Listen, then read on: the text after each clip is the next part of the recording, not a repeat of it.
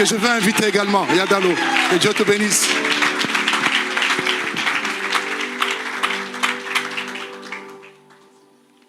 Bonsoir à tout le monde. C'est toujours un plaisir et un bonheur pour moi que de revenir au milieu de vous.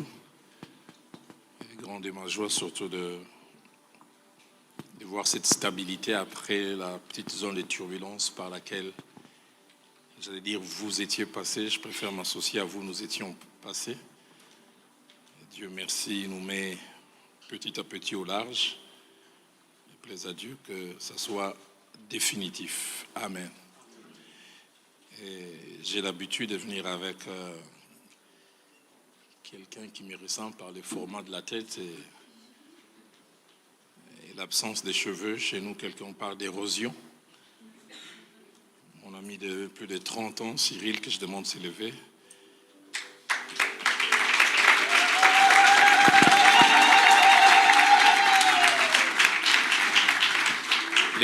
Les week-ends passés, ce vendredi et samedi, je l'ai vu tout fier. Il a marié sa fille aînée.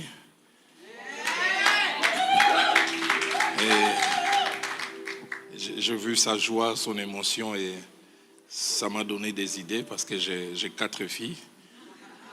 Et je m'imagine déjà tout ce que je veux ressentir. Et puis, je ne suis pas venu aussi seul. Il y a un duo qui m'accompagne. Il y a cet homme de Dieu que vous connaissez ici qui vient, qui vous bénit régulièrement. Nomak, Nono, lève-toi s'il te plaît.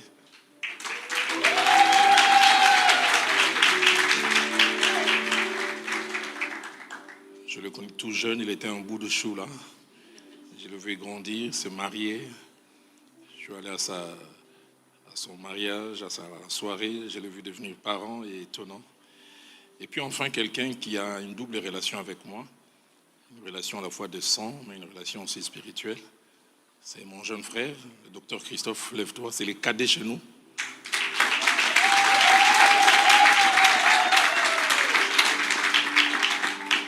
Mais il est aussi mon frère dans le Seigneur.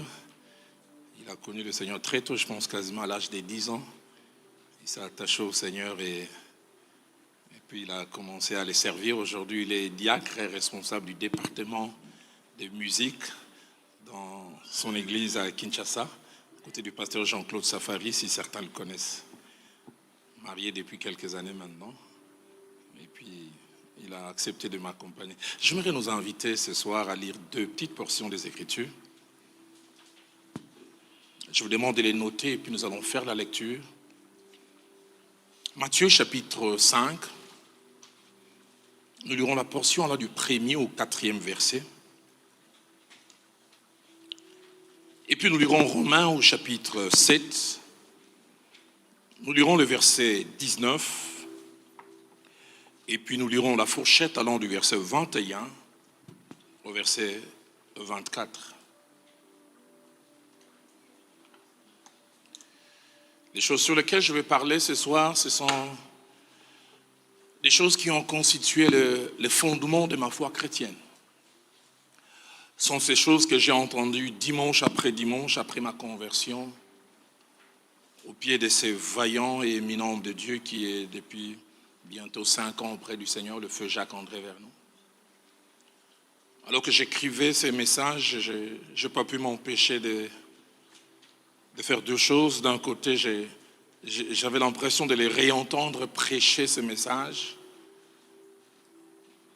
mais je n'ai pas pu m'empêcher aussi de verser des larmes.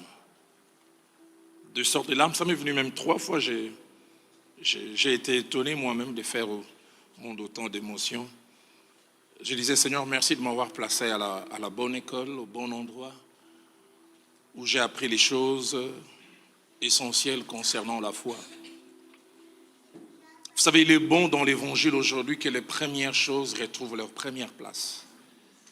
Jésus-Christ a dit, cherchez premièrement le royaume des cieux et sa justice, et toute autre chose vous seront données de surcroît. Depuis quelque temps, il y a comme une tendance à désordonner les choses, à faire des choses qui doivent venir au milieu, qui sont aussi importantes, celles ne sont pas moins importantes. On les place à l'endroit où elles ne devaient pas être. il est possible pour vous qui êtes ici, et peut-être vous qui nous suivez et qui allez nous suivre au travers des médias, que ce message ne soit pas les genres de messages pour lesquels le plus souvent le panier de l'offrande du prophète est rempli. Ce n'est pas les genres de messages pour lesquels on crie « prêche, prêche ». Mais ce sont des choses, comme j'ai déjà entendu tout au début de ma foi, qui m'ont façonné, qui m'ont influencé. Et s'il y a quelques stabilités, plus quasiment 30 ans après ma conversion, je le crois sincèrement, c'est dû à ces genres de prédications. Matthieu chapitre 5, du 1er au 4e verset. Voyant la foule, Jésus monta sur la montagne. Et après qu'il se fut assis, ses disciples s'approchèrent de lui. Puis ayant ouvert la bouche, il les enseigna et dit, « Heureux le pauvre en esprit, car le royaume des cieux est à eux. Heureux les affligés, car ils seront consolés. » J'aurais été tenté même de lire jusqu'au verset 12e. La seconde portion, nous lisons Romains chapitre 7. Et nous lisons d'abord le verset 19, et puis nous lisons 21 à 24. Car je ne fais pas les biens que je veux, et je fais le mal que je ne veux pas. Verset 21. Je trouve donc en moi cette loi, quand je veux faire le bien, le mal est attaché à moi. Car je prends plaisir à la loi de Dieu selon l'homme intérieur. Mais je vois dans mes membres une autre loi qui lutte contre la loi de mon entendement et qui me rend captif de la loi du péché qui est dans mes membres. Au verset 24, il y a un cri misérable que je suis qui me délivrera du corps de cette mort. Les thèmes que je vais aborder en ce jour, c'est tiré de Matthieu chapitre 5, au verset 4e. Heureux les affligés. Heureux les affligés. J'aborde cet enseignement en 3 points.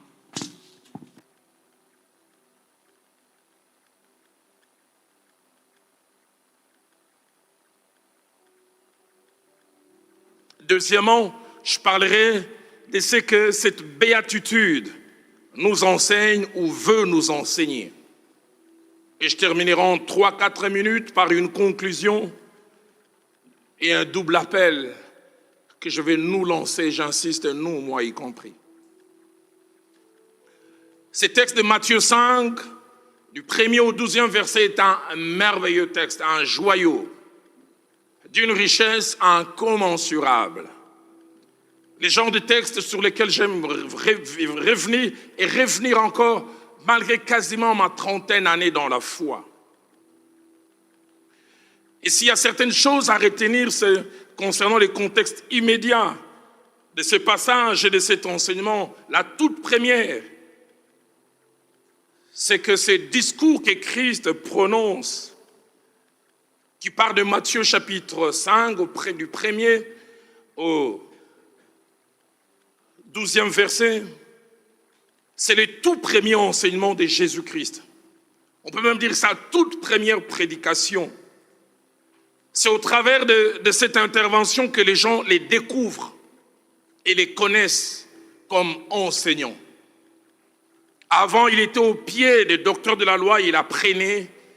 On les voyait sûrement dans les synagogues, il s'asseyait et sûrement, entre-temps, il était un apprenti auprès de Joseph, son père nourricier. Et puis il a connu son baptême. Ce jour-là, l'Esprit est descendu sur lui sous la forme d'une colombe et sa vie a basculé. Il s'est retiré d'abord une 40aine de jours dans un endroit pour être tenté, mais aussi équipé. Et quand il est revenu, métamorphose, changement complet. C'est le tout premier message. Deuxième chose que je voudrais dire, c'est que ce discours est l'introduction d'un long enseignement, communément appelé sermon sur la montagne. Cette nomenclature, sermon sur la montagne, est simplement attachée au lieu de la prédication, à l'endroit où Christ a enseigné. Et la plupart qui ont étudié ces cadres ont dit Jésus-Christ, sans avoir fait la physique ou d'autres études comme nous, il connaissait les notions de l'acoustique. Il a su s'asseoir à un endroit de telle sorte que sa voix pouvait être portée. La Bible dit dans Matthieu chapitre 5, versets 1 à 2, voyant la foule, Jésus monta sur la montagne. Et après qu'il se fut assis, ses disciples s'approchèrent de lui. Puis ayant ouvert la bouche, il les enseigna et dit. Il savait que s'il restait, ça serait difficile de monter pour que sa voix puisse porter au loin. Et comme je dis, c'est le discours qui introduit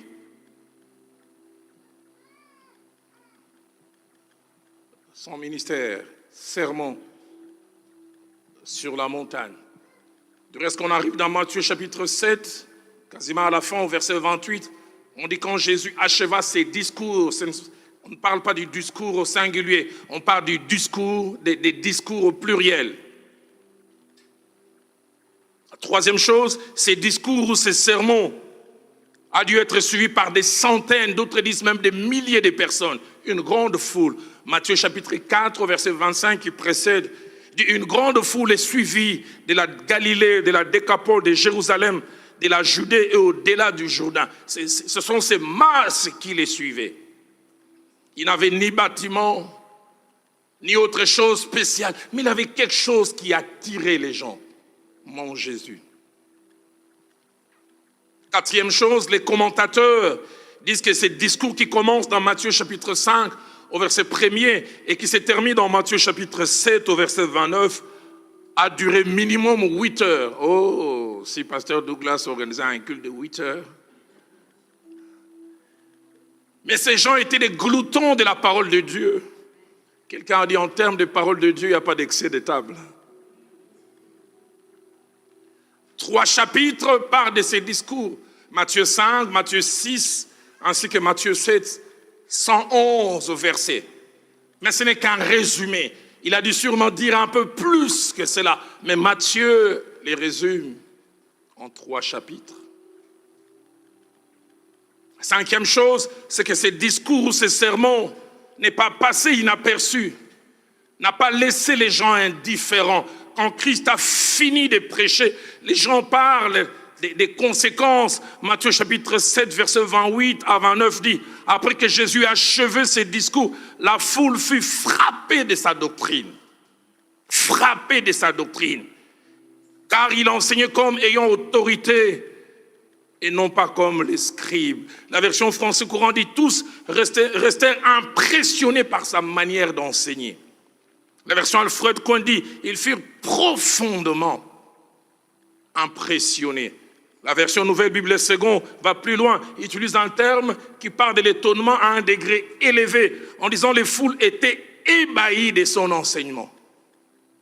Mais le terme marqué, utilisé dans sa racine en grec, veut dire avoir des marques, être marqué comme au fer rouge. On ne pouvait pas écouter Jésus-Christ et rester le même. Les disciples sur les chemins d'Emmaüs ont expérimenté cela. Ils ont cru avoir rencontré un monsieur quiconque.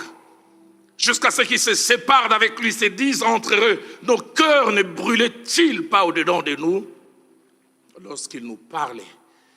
Il avait ce que les rabbins juifs appelaient à l'époque les shmeka, la main invisible de Dieu qui rend l'incompétent compétent, qui rend l'incapable capable, qui fait faire à quelqu'un des choses au-delà. Ce qui fait que la plupart des fois, quand il a enseigné, les gens disaient, d'où lui vient cette sagesse? N'est-ce pas le Fils de... N'est-ce pas celui dont nous connaissons? Pourquoi? Parce que la main de Dieu était sur lui. Seigneur, aide-moi à chercher ta main dans tout ce que je fais. Frappé par son enseignement. 6e chose, les étudiants de la Bible ont nommé ces discours allant de Matthieu 5, verset 1er au verset 12e, du nom des béatitudes. Le mot béatitude ne se trouve pas forcément dans la parole de Dieu, mais il est tiré d'un mot latin qui veut dire simplement bonheur.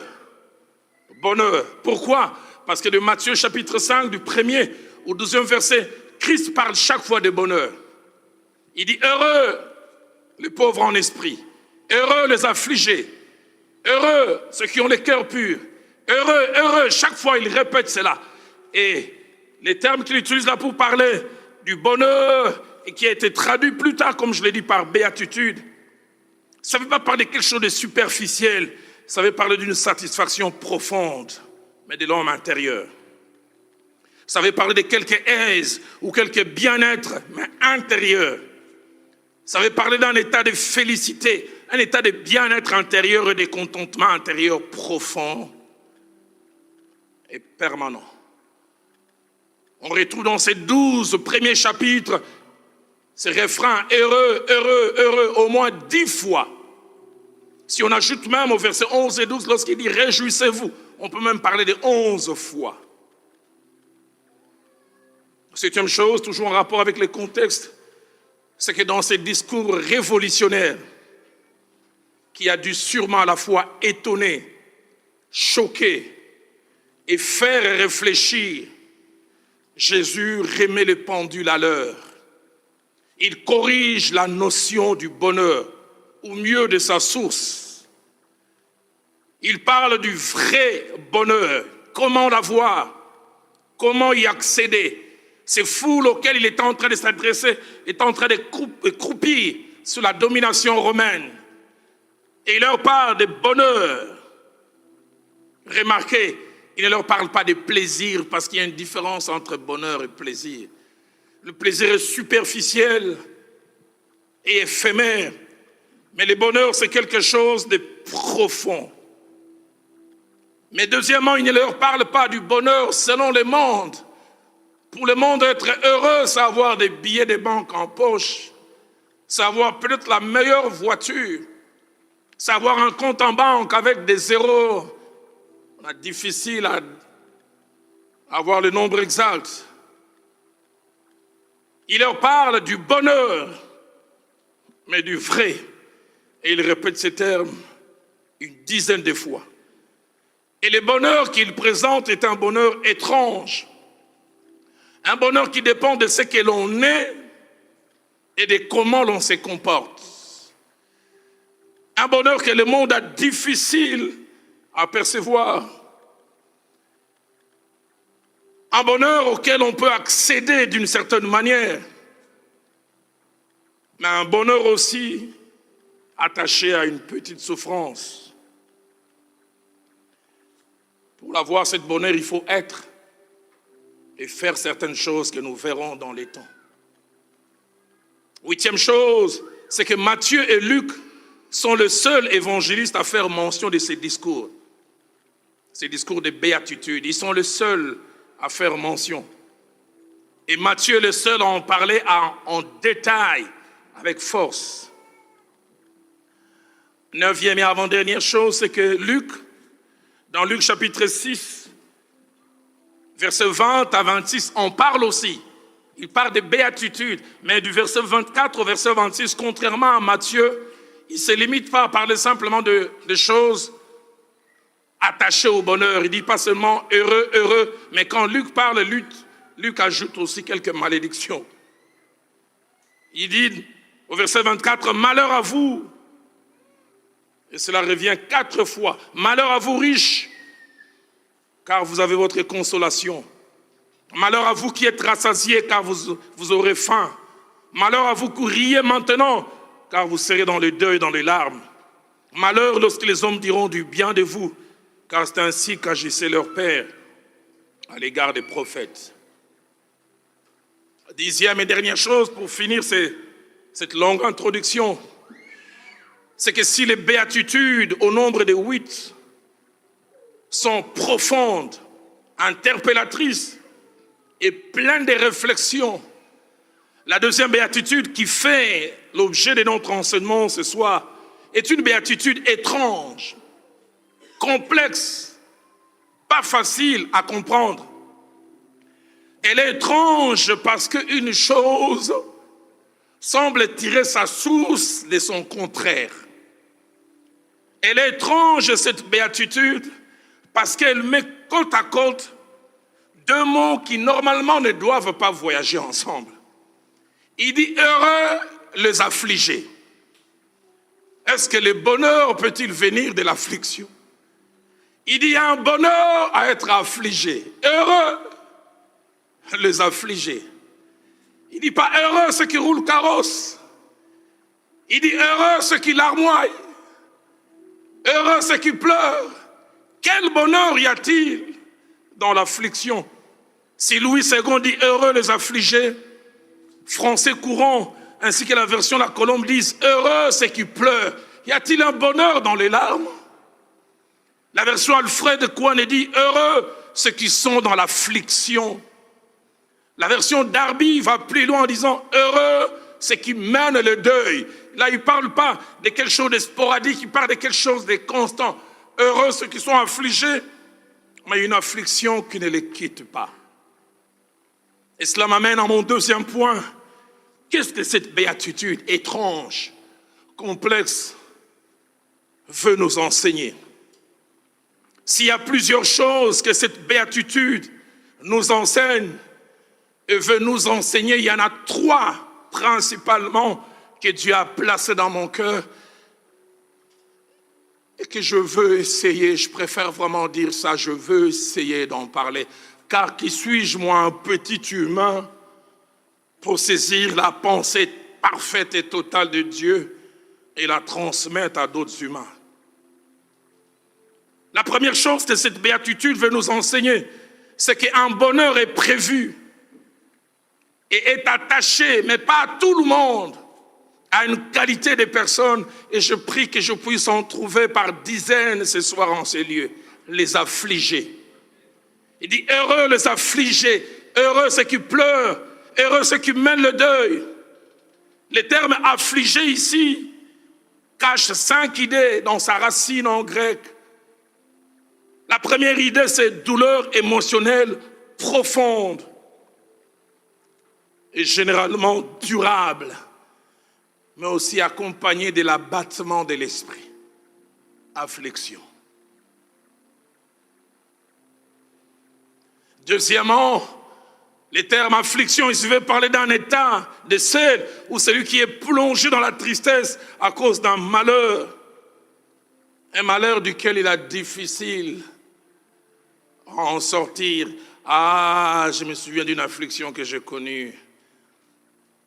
Mi-91, j'ai aimé une fille à mourir, mon épouse n'est pas là, je peux en parler facilement. J'avais prié, j'avais jeûné et je disais, Seigneur, touche son cœur, qu'elle dise oui. Décembre 90, elle a voyagé, elle est allée loin du pays. Et un jour d'avril 91, sa jeune sœur m'amène un courrier. J'allais à une cérémonie de mariage, j'ai commis l'erreur, j'aurais dû aller d'abord à la fête, puis lire la lettre après. Mais j'étais tellement impatient que j'ai pas pu m'empêcher. Dès que j'ai ouvert, Roland, tu es un garçon bien, mais j'ai les regrets de te dire que ça ne pourra pas marcher entre nous. J'avais l'impression que le ciel m'est tombé sur la tête. Affliction. Mon épouse me le dira plus tard parce qu'on s'est retrouvés à cette soirée. Elle était une sœur à l'église. Et bon, elle avait déjà la conviction que je serais son mari. Et moi, je regardais ailleurs. Elle était assise juste à côté de moi. Et elle essayait de me parler et s'est demandé, ai-je connu un deuil en famille? Non, pas un deuil extérieur, un deuil intérieur. Tout était maussade. Si 10 fois on est venu me proposer à boire, est-ce que tu vas boire? Non. Quand le cœur est attristé et affligé, il faut que la bouche est difficile à manger. L'affliction dont il est question ici, troisièmement, c'est une souffrance profonde due à un poids moral que l'on porte ou à quelque chose qui nous accable et qui nous écrase. Et puis enfin, la souffrance dont il est question ici, c'est une douleur profonde de l'âme qui a tendance à nous écraser, à nous voler la paix, à nous voler la quiétude ainsi que la tranquillité. Heureux les affligés. D'après l'enseignement biblique, l'affliction a 3 caractéristiques. La première, elle touche le cœur ou l'homme intérieur. Dans Genèse chapitre 6, au verset 6, là, nous parle même du Créateur qui a connu l'affliction. Après qu'il ait créé l'homme, il a vu comme cette navette spatiale ou cette fusée des États-Unis qui n'obéit plus à la tour des contrôles, qui fait autre chose que ce que les créateurs avaient en tête. Il avait dit, l'Éternel s'est repenti d'avoir fait l'homme sur la terre. Il fut affligé en son cœur. Parole de vie dit, son cœur fut rempli de tristesse. Deuxième caractéristique de l'affliction selon la parole de Dieu, elle peut être des fois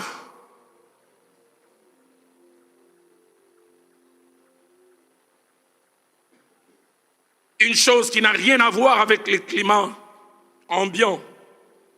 Des fois, tout autour de nous peut aller, mais elle peut être due à des choses internes.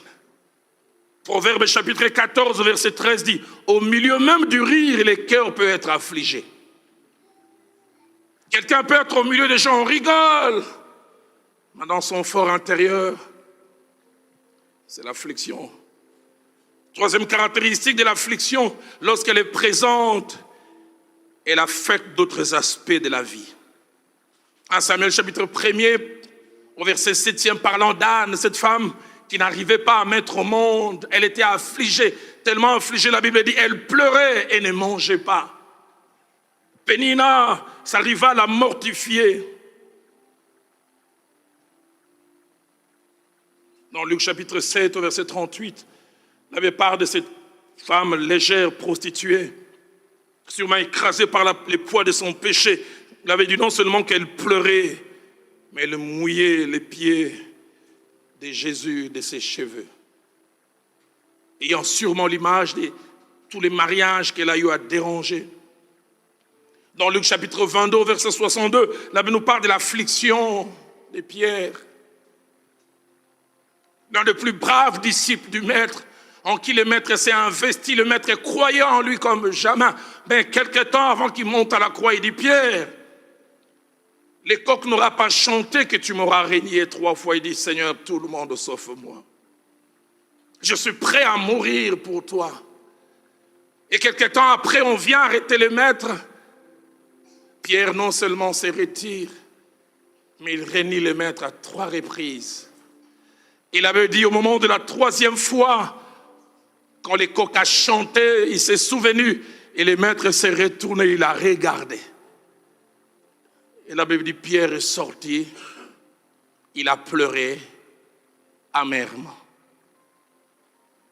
Ça fait 30 ans que je suis dans la foi, j'en parle avec tristesse. Les larmes ont disparu dans l'église. Les larmes de repentance, on n'en voit plus trop. Quand je me suis converti, je voyais les gens pleurer sur leurs péchés. Je voyais les gens rechercher la ressemblance à Christ. J'ai encore en mémoire les cantiques que j'entendais ma mère quand elle s'est convertie en Nzambe Malam.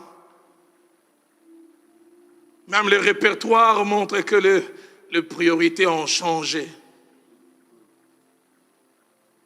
Ah, je me souviens de vieux cantiques d'autrefois. Plus près de toi, Seigneur. Où sont ces cantiques? Je revois ces cantiques jusqu'au bout. Je veux le suivre dans le bon, le mauvais jour. Où sont ces cantiques? Chez nous aujourd'hui, c'est Tolobaki d'Abino Mabine Outana Lola.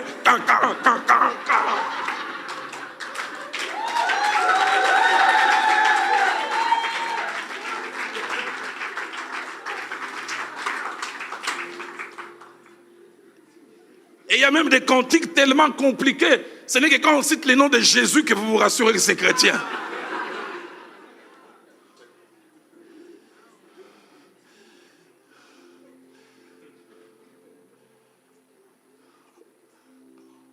Heureux les affligés. Deuxième chose que cette béatitude nous enseigne, elle nous enseigne que l'affliction dont il est question ici n'est pas due à des raisons extérieures et humaines. L'affliction peut être due à plusieurs choses. On peut être affligé, on a perdu un être cher, une femme, un mari, un enfant. Combien de fois en tant que pasteur n'ai-je pas accompagné des époux qui ont perdu épouse et je vois l'affliction. Des enfants qui perdent leurs parents, mais ce n'est pas de cette affliction dont il est question ici. Ce n'est pas l'affliction de perdre un emploi. Vous arrivez un matin, on vous dit vous êtes viré, déboussolé, vous ne savez comment vous allez vivre, comment vous allez payer vos factures, affligé et même déprimé. Ce n'est pas de ça qu'il s'agit. L'affliction dont il est question ici, ce n'est pas non plus être quelqu'un qui subit une calamité. J'ai vu des gens qui ont subi des tremblements de terre. J'ai des amis qui habitent l'est de notre pays. Il y a, je pense, 6 ans, un jour, tremblement de terre. Les laves ont coulé toute la ville, quasiment des Goma décimées. J'ai un ami pasteur, il m'a dit cette phrase que je n'ai jamais oubliée. Il dit, ce sont les petites douleurs qui font pleurer. Il dit, les grandes douleurs vous rendent fou. Il dit, il était allé à Kampala. Et puis, il a suivi par les médias que les laves ont coulé. Les gens l'ont appelé en disant, ta maison n'existe plus. Totalement rasée. Mais il dit, Roland, les combles, comme je ne faisais pas confiance à la banque, j'avais fait un trou chez moi et j'avais caché $30,000. Il dit, quand j'arrive, non seulement ma maison a disparu, tous les quartiers. Il dit, les gens qui m'accompagnaient étaient surpris. Ils pensaient que j'allais pleurer. Ils me voient en train de dire,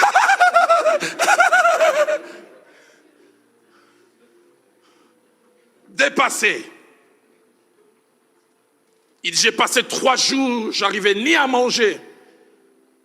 Ma femme, mes enfants, la belle étoile.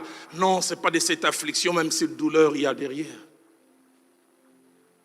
L'affliction dont il est question ici, ce n'est pas cette douleur que cette femme mariée, sans enfant, 5 ans, 6 ans, et puis une grossesse arrive. Il y a l'espérance, et puis 7e mois, avortement.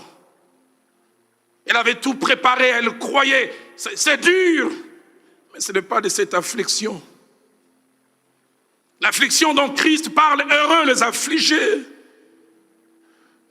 est due à 3 choses. Elle est due premièrement et principalement à notre désir et à notre ambition en tant que, je ne dis pas enfant de Dieu, je préfère dire en tant que vrai enfant de Dieu, d'être comme Christ, de lui ressembler, d'être à son image, d'avoir cette ambition, d'avoir ces désirs, mais de se rendre compte qu'on trébuche quand même. Je l'aime, mais je mens. Je l'aime, mais je le sers, mais je suis esclave de la pornographie. Je l'aime, mais je le sers, mais je triche avec le mari d'autrui. Je l'aime, mais je le sers, mais je suis jaloux. Je ne supporte pas la réussite de l'autre. Cette affliction, mais moi je l'ai connue. J'ai en mémoire en 99, j'ai découvert que malgré ma foi, le respect que les gens ont de moi, le vieil homme n'est pas totalement parti. Le vieil homme est bien présent. Parce que Douglas connaît cette histoire de ces jeunes convertis. 6 mois après sa conversion, son pasteur lui pose la question, où en es-tu avec le vieil homme? Il dit, je l'ai bien maîtrisé. Et pasteur, tu verras comment je vais les traiter le jour du baptême. Et le jour du baptême, on le fait rentrer dans l'eau, quand on le fait sortir. Le pasteur dit, comment ça va? Il dit, le vieil homme, je l'ai laissé là, tout au fond, avec une grosse pierre. Pasteur, tu sais quoi? Il ne saura ressortir. 3 mois après, le pasteur le voit avec un visage long, triste. Il dit, qu'est-ce qui se passe? Il dit, je viens de tomber dans un péché que j'avais abandonné. Il dit, mais où est-ce que tu en es avec le vieil homme? Il dit, je l'avais laissé dans l'eau, mais je ne savais pas qu'il savait nager.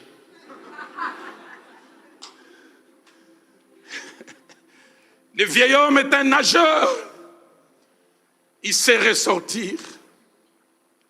Je prêchais durant 4 jours à Bukavu. Je prêchais chaque soir de 16h à 18h. Et chaque matin de 9h à midi, on m'accordait un bureau. Les gens venaient me recevoir, venaient pour être reçus par moi. J'oublie jamais. Le 3e jour à la fin, le pasteur me dit, demain tu ne prêches pas. Il y a un vieux prédicateur qui vient d'Ouvira. Il va prêcher. Et puis les jours d'après, vous deux, vous allez recevoir. Cet homme, il ne parlait pas un mot de français. Tout son speech, c'était en Swahili. Avec une voix rauque que j'oublierai jamais. Léo, Roya Mungu. J'ai jamais, aujourd'hui, l'Esprit de Dieu, j'ai jamais oublié. Il prêchait, la gloire de Dieu était présente. On sentait comme si les chaises allaient bouger. Moi, je disais, Seigneur, aide-moi à ne pas tomber devant mes enfants. Et la réunion finie. Le pasteur dit, demain, vous deux, vous allez recevoir. Je l'ai dit à ma honte. Chaque fois que j'arrivais à 9h, je trouvais devant mon bureau une cinquantaine, des fois une centaine de personnes en train d'attendre d'être reçues par moi. Ce jour-là, j'arrive, spectacle au loin, je vois des chaises vides. Et quand je m'approche, les seuls qui sont sur les chaises sont les mouches et les moustiques. Et puis je regarde, il y a une foule comme un stade. De l'autre côté, je demande, je dis, ça c'est le bureau du vieux là d'Ouvira. Tout le monde. Chez nous à Lingala, on dira Loupemba échangé quand. Donc la gloire a déménagé. Je suis rentré à 9h30, 9h10 et j'ai dit non. Avec notre orgueil, même des fois on n'aime pas les montrer. J'ai dit non, sûrement il y a des gens qui ne savent pas que les révérends Roland Dallot est là. J'ai dit je vais faire un tour comme si je vais voir quelqu'un. Mais c'est une manière de dire ceux qui ne savent pas que je suis là, qu'ils me voient. Douglas, je sors et je rentre. Jusqu'à 13h, je n'ai reçu qu'une seule personne. Vers 11h, j'entends les pasteurs dire aux gens, hey, mais allez aussi voir les pasteurs d'Allo. Si vous restez ici, vous attendrez longtemps. Les gens disaient, non, même si on doit attendre 4 heures, et c'est ici.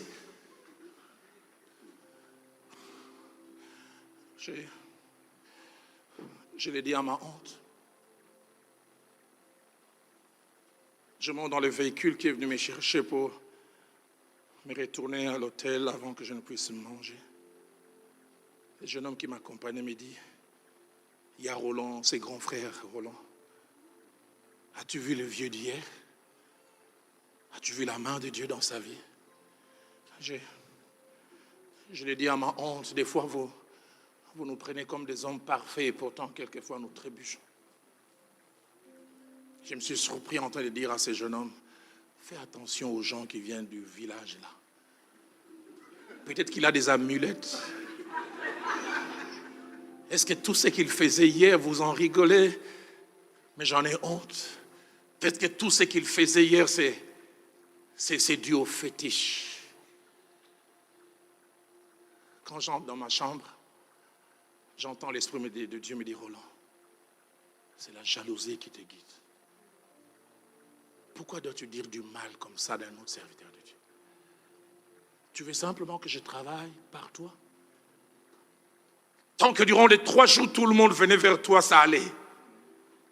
Et dès l'instant où tu allais chez l'autre, tu en as souffert, tu les détruis. Je n'ai jamais oublié, je n'ai pas mangé ces jours-là. À 13h30, on est venu me demander, viens manger. Je disais, Seigneur, enlève ces monstres qui ont en moi. Je prêche l'évangile, mais je suis mauvais. Mauvais. Je n'ai jamais oublié, j'ai pleuré, ça coulait des yeux, ça coulait. Je dis, Seigneur, apprends-moi à accepter les succès de l'autre. Apprends-moi à accepter la réussite de l'autre.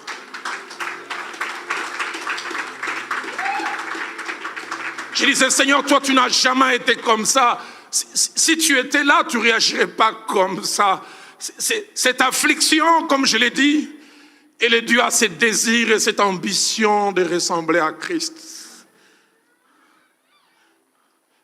Et quand on veut ressembler à Christ,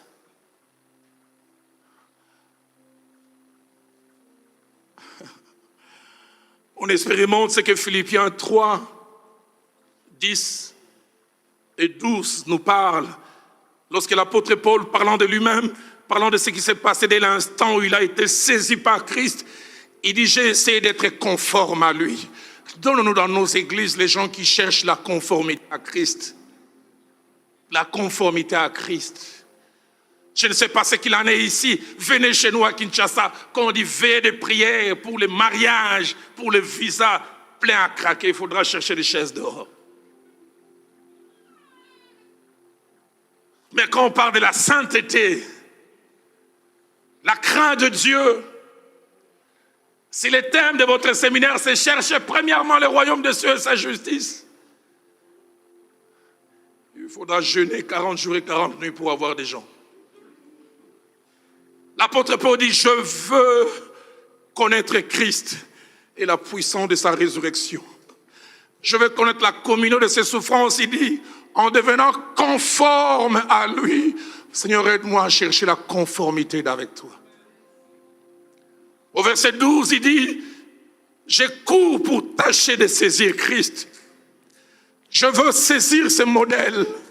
Je vais parler comme lui, je vais penser comme lui, je veux agir comme lui. Où sont les gens qui recherchent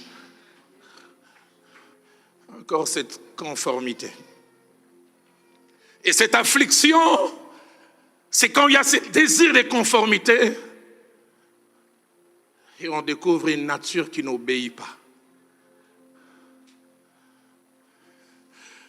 Le passage que nous avons lu de Romains 7, la première fois que je l'ai lu, c'est il y a 29 ans. Et quand je l'avais lu, je venais de me convertir, ça faisait 1 année. J'aimais Dieu, mais je me battais avec une faiblesse. La masturbation. Je pleurais chaque fois, je dis Seigneur, je ne peux pas le faire et je le refaisais encore. Je commençais même à assumer des responsabilités auprès des jeunes. Je disais, je ne dois pas faire ça. Et j'avais des victoires sinusoïdales. 1 mois de victoire et puis on retombe encore. J'ai prêché un jour aux jeunes. J'ai dit aux jeunes gens, l'un des moments où le diable devient allié de Dieu, c'est quand nous tombons souvent dans les péchés. J'ai tombé tellement dans ces péchés. Un jour, je me souviens, je venais de tomber, je voulais demander pardon à Dieu. J'ai entendu une voix. Je ne savais pas que le diable parlait lingala. Il m'a dit à lingala, Rolayo mo saradara nzambeko. Nzambaza tata na yotu. Okoyaka. Osangaye parle. Toi, tu te moques de Dieu. Tu t'amuses avec, tu tombes dans les péchés et tu te relèves comme si de rien n'était. Les gens ne voyaient pas ça. Des fois, quand je me regardais, j'ai dit, il y a des domaines dans ma vie où, avant, après conversion, c'est la même chose. Les gens voyaient un homme qui les encourageait, qui prêchait, mais je savais que j'étais un défaitiste. Affligé. Il dit, je ne fais pas le bien que je veux. Il y a un désir, c'est le bien que je veux. Et je fais le mal que je ne veux pas. Au verset 21, il dit, je trouve donc en moi cette loi. Quand je veux faire le bien, le mal est attaché à moi. Il ajoute, je prends plaisir à la loi de Dieu selon l'homme intérieur, mais je vois dans mes membres une autre loi qui lutte contre la loi de mon entendement et qui me rend captif de la loi du péché qui est dans mes membres. Et au verset 24, il lance un cri, certains ont l'impression que c'est comme s'il a abdiqué, mais c'est pas un cri de désespoir, c'est un cri d'un ambitieux. Et je prie que ce soir, Dieu me donne quelqu'un qui va lancer ces cris. Parce qu'il a essayé lui-même, il n'a pas pu dire, misérable que je suis, qui me délivrera? Donne-moi quelqu'un qui se sent misérable. Donne-moi quelqu'un alors que les gens ne voient pas. Une autre version dit, pauvre type que je suis. Où sont les gens qui se sentent encore misérables? Je revois encore cet homme de Dieu, avant que je n'aie à Nairobi. Il entre dans mon bureau. Je l'ai reçu à 10h, mais il a parlé à 12h30. Il m'appelait comme la plupart des jeunes gens qui ont commencé le ministère après moi. Il m'appelait Yadalo, grand frère Dalo. Il est rentré dans mon bureau. Je le vois encore, il dit, j'aime Dieu. J'aime Dieu. Ça coulait des yeux. Ça coulait des narines. À un moment, il s'est mis à rouler par terre. Je voulais les conseiller. Il dit, laisse-moi. Je suis un païen. 2h30. Et quand finalement il s'est calmé, il dit, je prêche l'évangile. Mais chaque week-end, je couche avec des prostituées. Il dit, tu sais quoi, hier, vers 22h sur Avenue de la Justice, l'endroit où il y a le plus de prostituées chez nous à Kinshasa.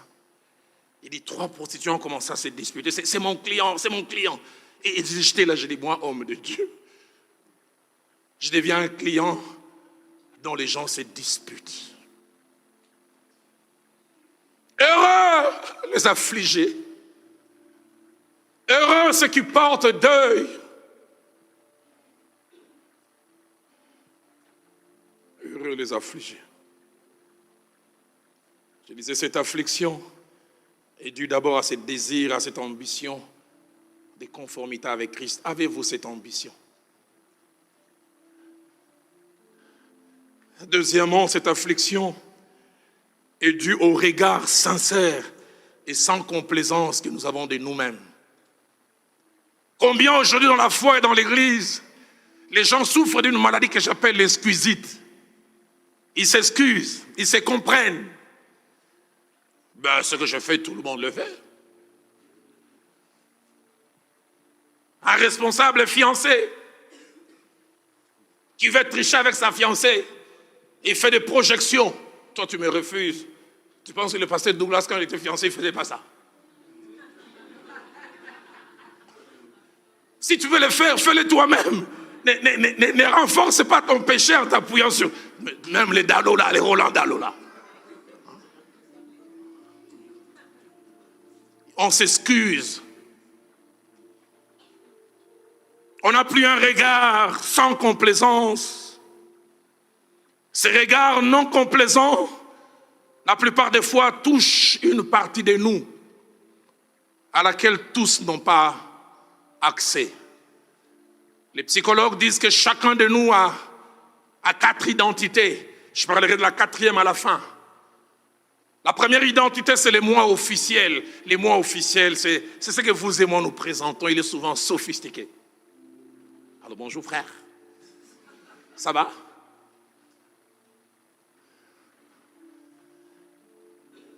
Et puis il y a la 2e identité, c'est les moi privés. Et chez certains, il y a déjà un grand décalage entre les moi officiels et les moi privés. Les moi privés, seuls ceux qui partagent avec nous l'intimité longtemps y ont accès. Ils connaissent de nous les autres choses que les gens ne connaissent pas. Un jour, on voulait consacrer un diacre. On l'a fait placer, son épouse était là. Et le pasteur de l'église, vous savez, les pasteurs protestants, il dit, cet homme que nous allons consacrer aujourd'hui, c'est un homme d'une grande probité morale. C'est même la probité morale faite homme. Sa femme qui était là s'éclaircissait la gorge.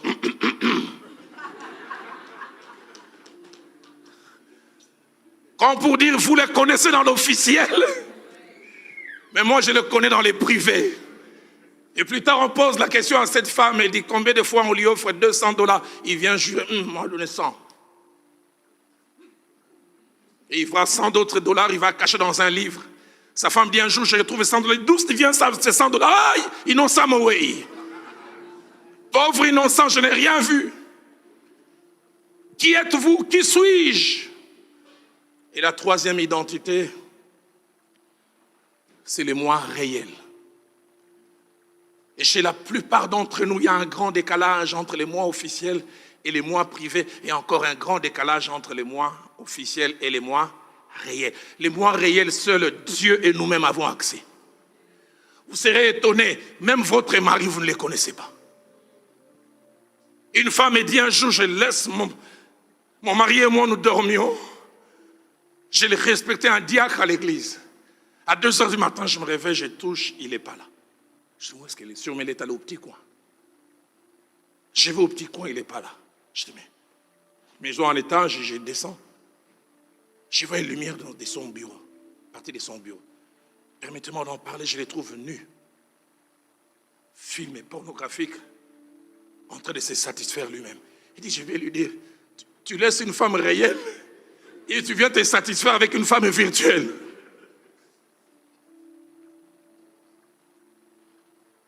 Dans l'officiel, cet homme est un respectable père de famille. Quand il passe voir devant la télé, ses enfants regardent des scènes où les gens s'embrassent. Il ne faut pas regarder des choses comme ça. C'est le sérieux fait homme. Mais lui-même, ses sites préférés, c'est www.sex.com. Avec des factures comme ça. Qui êtes-vous? Qui suis-je? Une femme qui a vécu avec un homme 40 ans. J'ai suivi ces documentaires, ça m'a sidéré.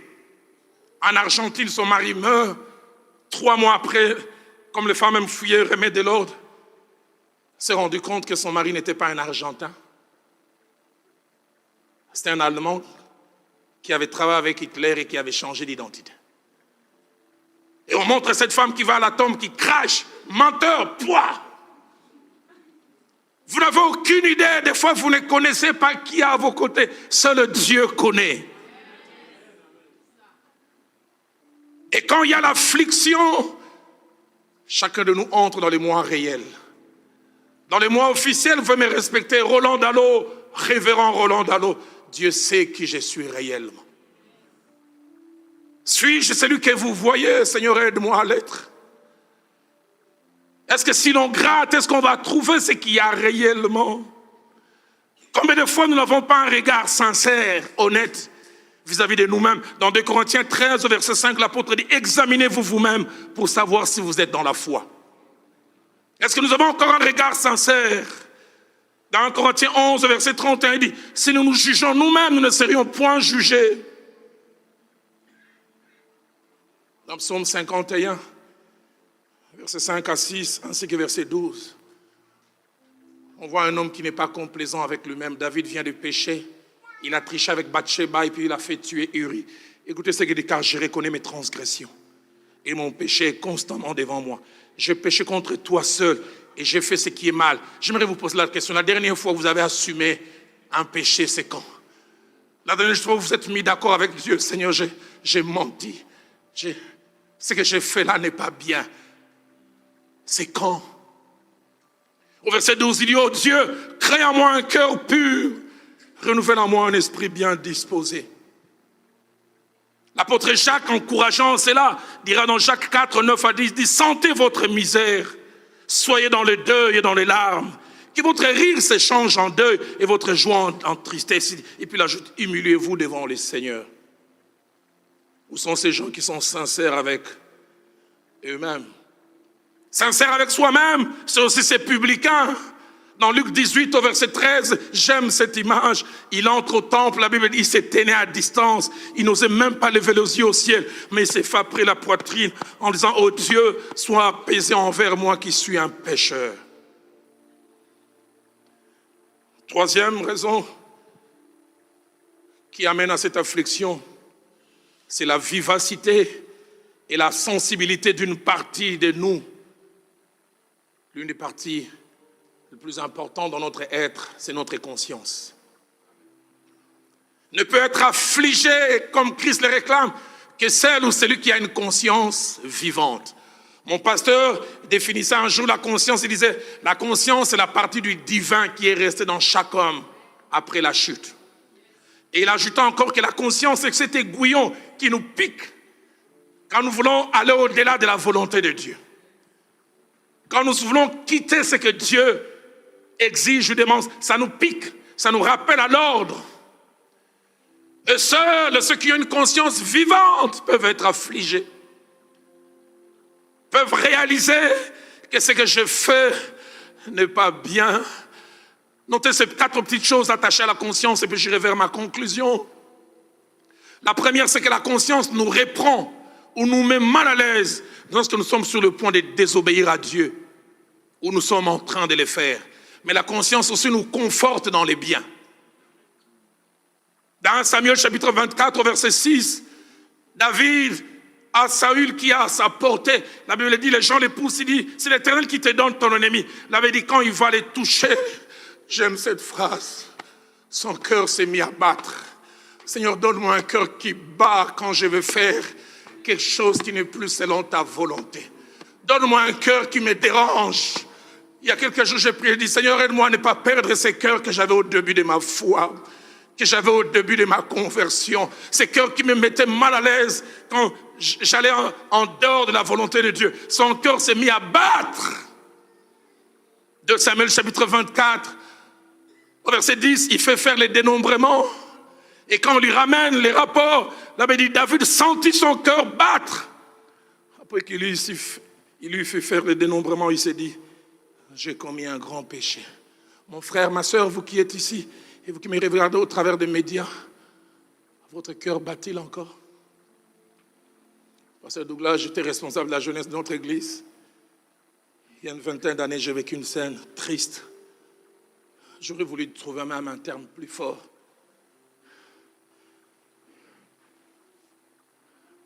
Un des jeunes avait témoigné à la retraite lors de la première partie. Et puis la deuxième partie, alors qu'on devait commencer avec la louange, pas de louange. Notre responsable n'est pas s'il dit on ne commence pas par la louange. Celui qui avait témoigné a quelque chose à dire. Étonnant. Il prend le micro et dit, je me demandé pardon. Dans mon témoignage, 99 choses ont été vraies. Mais la dernière, j'ai exagéré. J'ai ajouté quelque chose pour faire spécial. Mais quand je suis allé m'asseoir, j'ai perdu la paix. Je ne suis plus à l'aise. Le Saint-Esprit m'a dit, va corriger la vérité. Là où tu as placé les mensonges. J'étais assis quasiment à la dernière rangée. Il y avait 2 vieux loups de l'église. Vous savez, les gens qui connaissent toute l'histoire de l'église. Qui connaissent quand cette résurrection, quand on avait commencé à 3. Vous voulez que je vous donne l'adresse? Comment les pasteurs étaient habillés? Ils connaissent toute l'histoire de l'église. L'un d'eux s'est retourné vers l'autre et dit, ça c'est les ailes des nouveaux convertis, ça. Mais ce n'était pas la phrase la plus triste que j'ai entendue. La deuxième phrase était la plus triste et l'autre lui a ajouté, les temps fera de lui ce que nous nous sommes devenus. Ça, nous sommes devenus ceux qui mentent et qui ne ressentons plus rien du tout. Quand je prêche à Kinshasa, je dis, s'il y a une race que j'aime beaucoup à l'église, ce sont les nouveaux convertis. Ils connaissent peu, mais ils vivent beaucoup. J'ai même souvent dit, je préfère, le côté taliban, le côté exagération des nouveaux convertis. Ils te trouvent en train de regarder par image. Lis la Bible, frère. Laisse ça. Je préfère ça. Je préfère ça à la légèreté de vieux convertis. Un ami trouve un jour un vieux converti en train de regarder un film pornographique. Il dit, qu'est-ce que tu regardes? C'est pour avoir la compassion. Et il dit, oh, ça me fait sauver, mais ça m'a cabré. Oh, milimo. Ce sont des âmes à sauver. Mais voilà ce qu'ils font, vieux convertis. Est-ce que toi et moi, nous craignons encore Dieu? Est-ce que la crainte que nous avions autrefois, elle est toujours vivante? David sentit son cœur battre. Romains chapitre 9, au verset 1er, l'apôtre Paul dit, j'ai dit la vérité, je ne mens point. Et puis il ajoute, ma conscience m'a rend témoignage par le Saint-Esprit. Vous savez, l'un des meilleurs moments, c'est être en accord avec sa conscience. La conscience. Deuxième chose par rapport à la conscience, elle a une manière principale d'opérer. Elle parle, elle nous alarme, elle nous met mal à l'aise, mais elle nous laisse décider. Elle ne décidera jamais à notre place. La conscience te prend quand tu es dans ce cybercafé, paf, quelqu'un qui avait utilisé un site pas bien avant, tu te mets mal à l'aise. Ne regarde pas, mais la conscience ne vient jamais prendre la souris. Ça sera à toi de décider. Troisième chose, la conscience coopère avec celles et ceux qui coopèrent avec. Qu'est-ce que je veux dire par là?